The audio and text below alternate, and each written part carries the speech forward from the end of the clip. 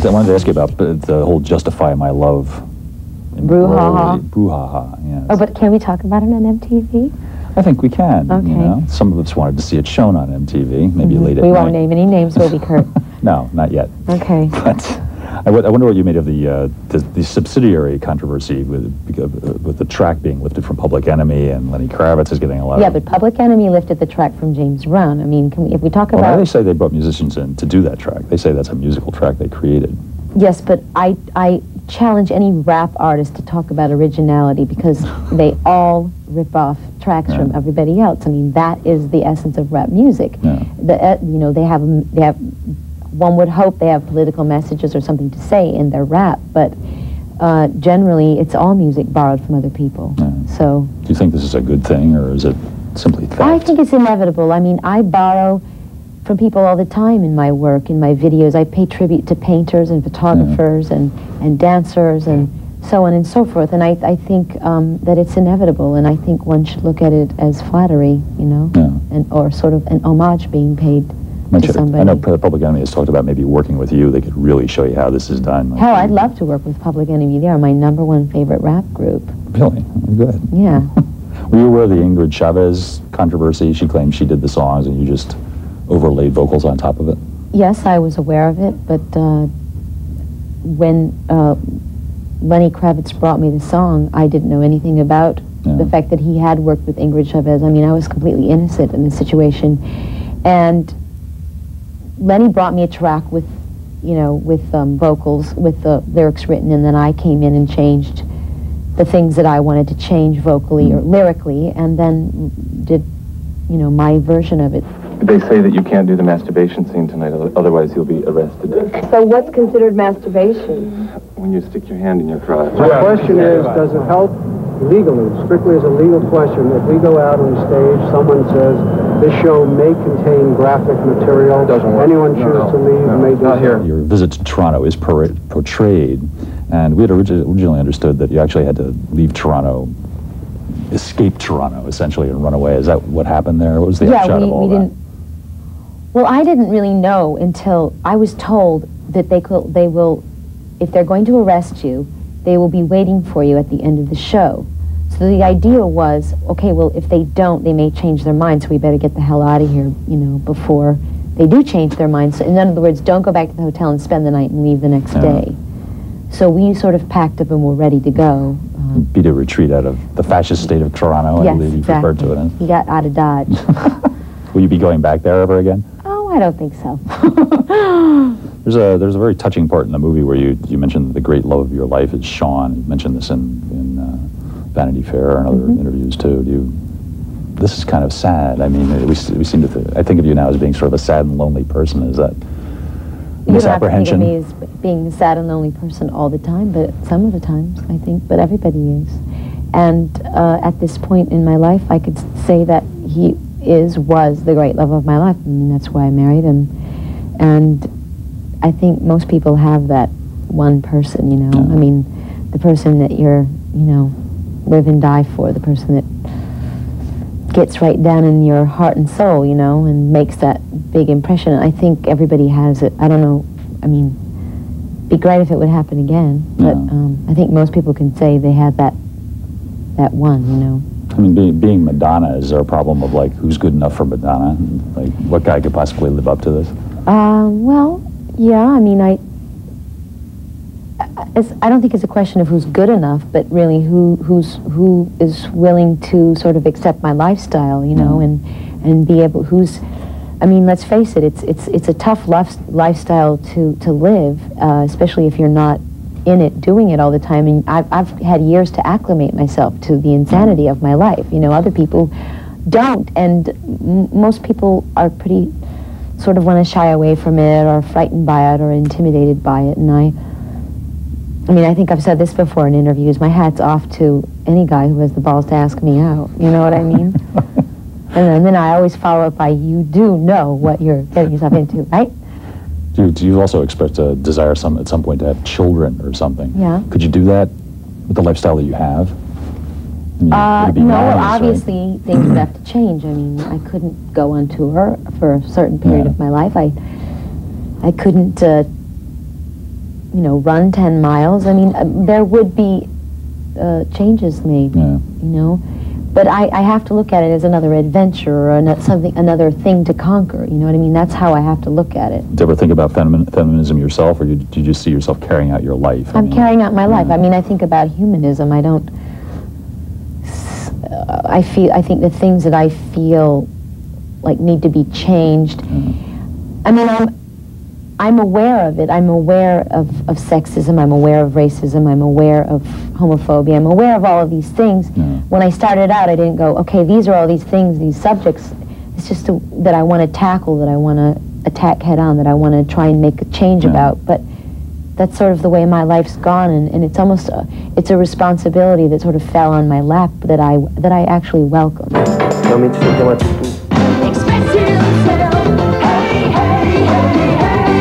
When you appeared at the Academy Award show, you seemed there was a very tight close-up, and you seemed to be a little nervous. Of course, in front of a house like that, I can understand that. Well, how about how there was 1 billion people watching? Yeah.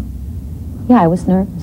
Did you, looking back at the performance, were you happy with it and everything? Overall, God, yeah. I mean, I was just grateful I got through it. I had so many things working against me. I had never performed live with a 50-piece orchestra before, and that was daunting in itself. And then the microphone that I sang with was supposed to come sort of telescope out of the ground, and as I was coming out of the ground, a techie underneath the stage said, your microphone isn't going up. And so I'm sitting there, you know, in my very glamorous pose, trying to look, you know, like perfection, you know, and I'm thinking, great, I'm going to walk forward and there's going to be no microphone, and then what am I going to do? So I thought, well, don't look, don't panic, just look good for the first 30 seconds, and then you can fall apart, you know, because, you know, everyone says first impressions are the most lasting. So, of course, there was a mic stand, but it wasn't my height, and you know, when you do a live performance, you have to sort of get through all the things that aren't exactly perfect, and it's inevitable that something will go wrong. And the more experience you have dealing with those things, they are. And so I think I did pretty well. I would have died, I'm sure, if something like that happened. I was nervous, but you know, I felt good about it. So. You attended this with Michael Jackson, of course. Was this something you guys sat down and plotted out beforehand and said we're just going to knock everybody's socks off? No, we started working together, and I didn't have a date for the Academy Awards, and a comment in itself on our culture. Absolutely. And I said, well, and Michael was like, well, who are you going to go with? And I looked at him, I said, I don't know, you want to go? And he said, yeah, that'd be great. Did he pick you up at your house? Was it one of those deals? No, he didn't pick me up at my house because I was already there. I had to do a run-through of the show right before the show, so I was there ready. So he came and hung out backstage and then went out and watched the show and my performance, and then I came and sat down with him. So now, afterwards, after the show and everything, did you and Michael go home together, or what happened? Well, no, we went to Spago. Yeah. There was a big party. We stayed there for hours and hours and hours. And then, yes, he took me home. And now what do you want to know? What happened after that? Yeah. I'm not going to tell you. Okay, all right. I think we read books, though, quite frankly. We were looking at... I have tons of books on photography. Yeah. So that sticks out in my mind. What did you been working on? You've done a song with him for his next album, I think, right? Well, we're working on a song. Yeah. It's not... I'm a perfectionist, he's a perfectionist, and I'm glad to be working with him, just to have the experience, you know. He's a great musical talent. But, you know, we're going to wait and finish it and then go, okay, do we want to do this? Does he want to put it on his album? Is that the next musical statement I want to make? You know, it's... This won't be like thousands of lawyers coming in to discuss it, will it? No, actually, the business aspect has already been taken care of. This is purely a creative question right now. There's a part in the movie where you mentioned that you're attracted to emotionally crippled people, in a way. And so I've always thought maybe Michael just sort of fits in there. Is that fair to say something like that? Well, I mean, when I said I was attracted to emotionally crippled people, I didn't name any names. I mean, the thing is, I'll be the first one to raise my hand and say I am an emotional cripple. I mean, you yourself? Absolutely. I mean, when I say emotional cripples, I mean people that are very needy in some way or another, people that are fully evolved human beings, and no, I'm not, but I'm working on it. And I think most performers or entertainers or actors are emotionally crippled in some way or another. I think that's one of the reasons we seek out other people's approval in the business that we are. That's why we are entertainers, quote unquote. That's why we are actors playing out different roles, you know. I think most actors, performers, singers, whatever, are emotionally crippled in some way or another.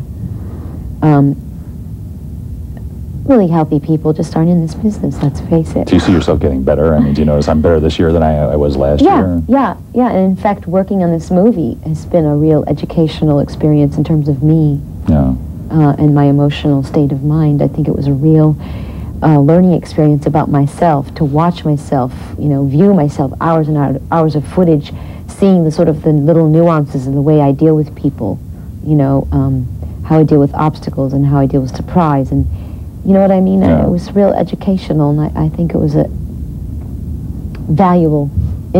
I can't even tell you how valuable it was. There's also a part in the film where you say that this is a theatrical presentation of my music, the show. The whole tour was. And I think there was one lip sync part in the show, which is very clear what it was. I wonder what you make of, there seems to be a reaction against lip syncing and against the whole sort of artifice of what a lot of pop music is. Do you have any moral thoughts on that? My moral thoughts are, since I'm not going around saying, you know, it was never a requirement of me that I sing everything live on stage. I think of myself, as I said, as a politician, as a performer, as an artist.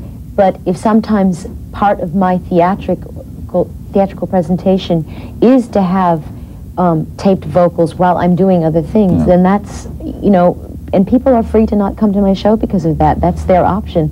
When you watch videos, they're not live. Everybody lip syncs, and no one seems to mind that. Given the fact that you plan things out quite a ways in advance, do you have a film schedule ahead? I mean, we heard that you're supposed to be doing a movie with Demi Moore.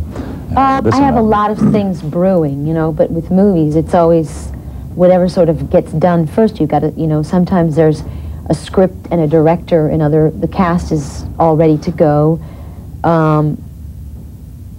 And at other times, there's a script and a director, but the other person in the movie just got pregnant, which is the case with Demi, and you can't go with that right now. And other times there's the cast and the director are ready to go, but the script isn't ready. And have your films turned out the way you thought they would when they finally come out? Are you sometimes surprised and say, oh my God, I didn't think it'd be like that? Sometimes they haven't. Sometimes, I mean, I've had, compared to my music career, I've had this much experience in my movie career, and I really want to have more. In my music career, I've had a lot more control, I've had a lot more input, I've been a big collaborator in it. In my movie career, I haven't.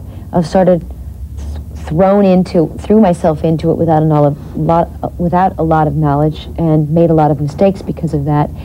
But in a movie, you know, you're not in charge. Just because you're the actress, you're not in charge. The director makes choices, the cinematographer makes choices, the writer makes choices, and you hope that when it's all finished, it works.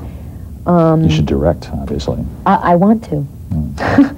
I want to direct, yeah. Do you think there's a momentum in what you do that you constantly have to top yourself? I mean, especially after this movie, after Justify My Love. It's not an idea the idea isn't that I have to top myself, but that I have to, you know, I have to expand my own horizons and tackle the next issue, or go further in terms of creativity and what it is I want to say and what it is I want to do. I mean, I don't want to just keep doing the same thing and saying the same thing.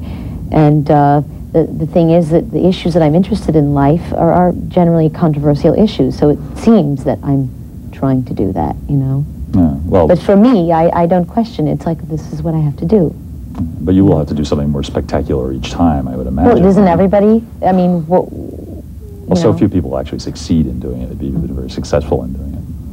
Right. Well, I guess they're not as masochistic as I am. What do you want to meet next?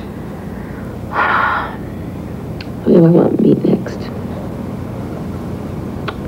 Who would really blow you away? I think I met everybody.